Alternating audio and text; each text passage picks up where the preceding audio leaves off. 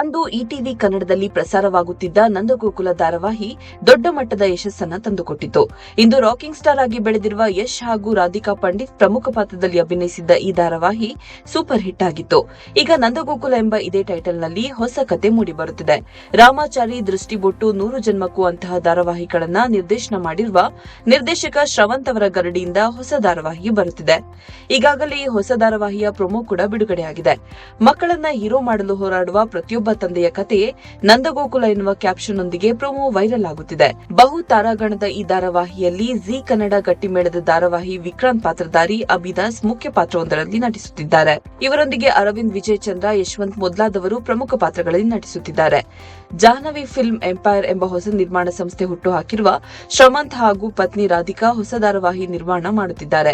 ತಂದೆ ನಂದನ್ ಇಬ್ಬರು ಹೆಣ್ಣು ಮಕ್ಕಳು ಹಾಗೂ 3 ಗಂಡು ಮಕ್ಕಳನ್ನ ತನ್ನಿಷ್ಟದಂತೆ ಬೆಳೆಸುವ ಪರಿಯನ್ನ ಪ್ರೊಮೋದಲ್ಲಿ ತೋರಿಸಲಾಗಿದೆ. ನಾನು ಹಾಕಿದ ಗೆರೆಯನ್ನ ನನ್ನ ಕುಟುಂಬದಲ್ಲಿ ಯಾರೂ ದಾಟುವುದಿಲ್ಲ, ಮುಂದೆ ಬರುವ ಸೊಸೆಂದರು ಕೂಡ ದಾಟುವುದಿಲ್ಲ. ನನ್ನ ಕುಟುಂಬ ಈಗ ಹೇಗೆ ಇದೆಯೋ ಮುಂದೆ ಹಾಗೆ ಹೆಸರಿಗೆ ತಕ್ಕಂತೆ ನಂದಗೋಕುಲವಾಗಿರುತ್ತದೆ ಎಂದು ಊರಿನವರ ಮುಂದೆ ನಂದನ್ ಸವಾಲ್ ಹಾಕುತ್ತಾನೆ. ಈ ಧಾರಾವಾಹಿಯನ್ನ ತಮಿಳಿಯನ್ ಪಾಂಡ್ಯನ್ ಸ್ಟೋರ್ಸ್ 2 ಆಫಿಯಲ್ ರಿಮೇಕ್ ಎಂದು ಹೇಳಲಾಗುತ್ತಿದೆ.